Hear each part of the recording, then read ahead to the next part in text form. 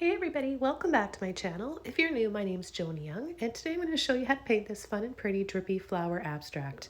I've got an 11 by 14 double primed and stretched canvas, a small palette knife, and a bunch of colors that I'll have listed below this video in the description area. So I'm just using all the colors I want to create my rainbow.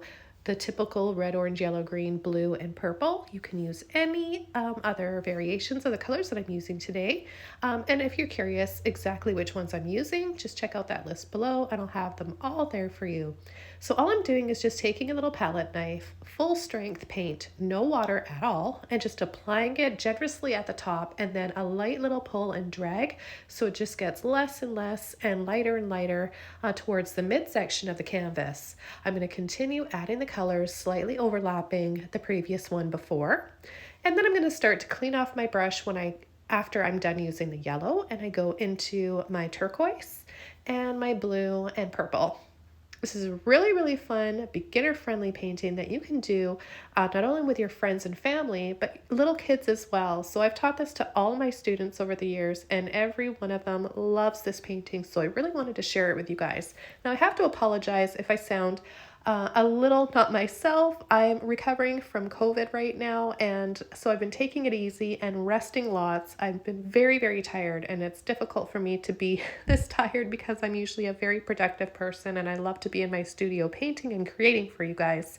However, I just decided to do this little voiceover today in the comfort of my home and just share this with you, and I hope that you guys still enjoy this one, and I'll be back to myself in no time. I want to thank you all very much for all your warm wishes and messages you've been sending me. I'm doing just fine. So let's get back into this painting. As you can see, I've just been overlapping the colors that I want. Here I've got my neon red, neon orange, neon yellow cool, bright aqua green turquoise.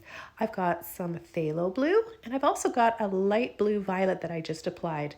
And then I'll go into the next color. So again, this is such a satisfying and fun painting to do, and it's really fail-proof. I'm using techniques that are simple and basic for beginners and everyone out there. Even if you're intermediate, you can still follow along and do your own thing with this. You can create different flower petals if you want, change it up a little bit.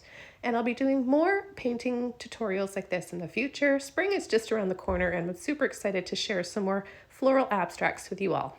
Now I just used neon purple violet by Holbein. All the neon colors I'm using today are by Holbein. The last color I'm going to be applying here on the end of my neon purple violet is my neon pink. I'll just add a little touch of this right on the very end of the canvas, and then I'll start coming in with the next step of this painting.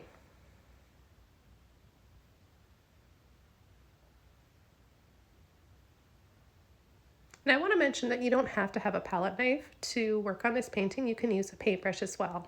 That takes me to this paintbrush here. It's a number 10 flat. I've got a little bit of water on my brush, and I'm just pulling off the ends of where I left off with my paint. So kind of midway down, not right off the top of the canvas, but where the paint just starts to lighten. I'm adding a little bit of water and light brush strokes in a down sweeping brush stroke motion.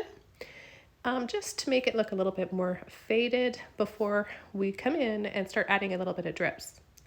Now, I don't know if you guys are like me, but I absolutely love abstract techniques and paintings, and especially that drippy look, natural look. I love incorporating that in with my florals. Sometimes I like to add it when I'm creating some fantasy paintings as well. So if you guys are interested in learning more about drippy art and how you can apply those techniques to more of your paintings, you may want to check out my fantasy playlist. So now what I'm doing is coming in with some more water. So I just put my paintbrush right in the water. It's very drippy, and I'm just dabbing over the blue section, the purple section, and the pink section. And then I'm just going to let all of those drips pick up the paint underneath and pull that down. And I just let it fall and drip gracefully like that, and let it look as natural and as organic as it can. I don't want to really manipulate it too much. I like letting it just kind of do its own thing. And then I clean my brush off, get a little bit more water, and go over and do the same thing over on the left side with all my warm colors. So I'm going to continue along here, adding the drips, overlapping. This will help me pick up a little bit of the colors around the canvas and kind of overlap them onto the other colors. So creating new ones and creating a little bit more depth and interest in this painting. So you'll see what I mean in just a moment here. Just going in for a little bit more water, gently pushing and tapping to let that water off. And you may need a little bit more water, depends on how loose the paint is that you're using. If you have more of a fluid paint you're using, you might need less water. However, I'm using heavy bodied acrylics. It's really thick, so that's why I'm using a little bit more water. Another tip for you guys with this type of painting is incorporating a misting spray bottle. So you can use, and you don't even have to have the setting on fine mist. You could have it on a little bit looser and just kind of spray the top of your canvas. So that's another way of creating the drips. However, I really like to use a paintbrush for mine. And if you guys are interested in using or seeing how I use a spray bottle, then just leave a comment below asking, and I'll try to do a video explaining and demonstrating that in the future for you. So as you can see, I picked up a little bit of the purple and pink off the right end and brought it over to the left side and overlapped it some drips over top of the red, and it looks really, really pretty. So it's just little subtle hints and little dabs like that that really help to bring a painting to life. And now I've got a little filbert brush. Mine is a number 4, but you can use something smaller or even larger if you want. You can even use a round brush. And all I'm doing is just going right into my titanium white, and I'm pushing and pulling little brush strokes to create petals. So this is just really, really simple, impressionistic looking flower petals, a little wider on the ends, and then gently pulling and letting off in the center. And every time I'm adding a petal, I'm picking up a little bit of the paint underneath. So all that paint is still wet, and that's really helping to give my flowers a lot of shadow, and kind of looks like that one stroke toll painting. So this is really, really fun to do, and I hope that you guys want to try painting along with me to this. I guarantee you're going to enjoy it. You can also do this in black and white, add little hints of color here and there. There's so many different color recipes and ideas and ways that you could take this painting. So every time I do this, I'm going to go back and add a little bit more white. I'm reloading my brush quite often. You may want to wash your brush out in between if you don't want to have too many colors mixing in. It can tend to get a little muddy once you leave the purple, pink, and turquoise section and head over into the yellow, orange, and red section. So between those two, I would recommend washing your brush out. Otherwise, it may get a little muddy. There's nothing wrong with having a painting a little muddy here and there.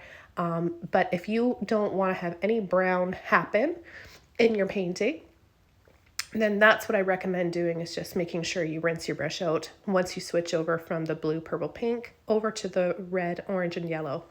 And that way you don't have to worry about any of that happening. But sometimes I like to have a little bit of those muddy tones in there. I think it helps balance out a very colorful painting and can be quite complimentary. So as you can see, I'm just building up, layering over, one brush stroke, one flower petal at a time. You can add as many flower petals as you want. This is such a free painting that you could take in different directions, and you can even add a lot of thinner flower petals, making it look like daisies. That would be quite pretty. You could also make it look like weeping wisteria. In fact, I do have quite a few tutorials demonstrating how to paint wisteria, and I incorporate a few little drip techniques in there as well. So be sure to check that out in my playlist, How to Paint in Acrylics for Beginners and Fantasy Landscapes.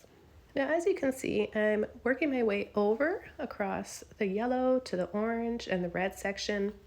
And there is a slight bit of muddiness happening over the turquoise and the yellow area, but I do like that because, like I mentioned earlier, for some reason it just really helps to balance out all those colors, and it can complement them. It can help and bring all the pretty colors out more when you have a little bit of those earthy tones or muddy tones. So I often tell people this when I'm explaining my tutorials and my paintings, that it's okay to have those tones. It's okay to pick up colors and have them blend and make a little bit of brown here and there, because you'll see through your painting journey, you'll notice how everything kind of flows together nicely when you have all the colors. So, but if you really, really don't want that to happen, then you can just wash your brush out in between each and every time you load the brush. Now again, I'm only using titanium white, no water on my brush at all.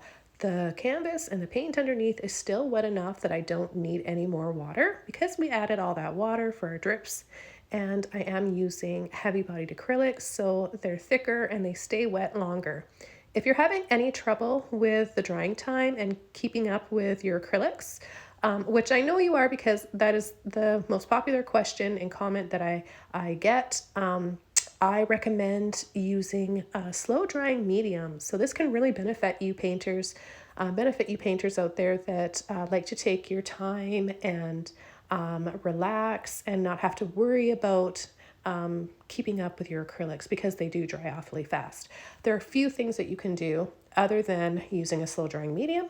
Keep the heat turned down. You want to be comfortable. You don't want to be freezing in your studio or whatever room you're painting in, but heat really, really speeds up the time of your drying of your paint. So you might want to have a humidifier in your room as well to keep the air a little bit more moist and not so dry. And another thing you can do is, of course, use a little fine misting spray bottle. Keep your palette wet and wet your canvas. So before I begin paintings, I like to sometimes wet down my canvas a little bit. I didn't for this one. I'll always tell you guys in my tutorials when and if I do and how much water I'm using.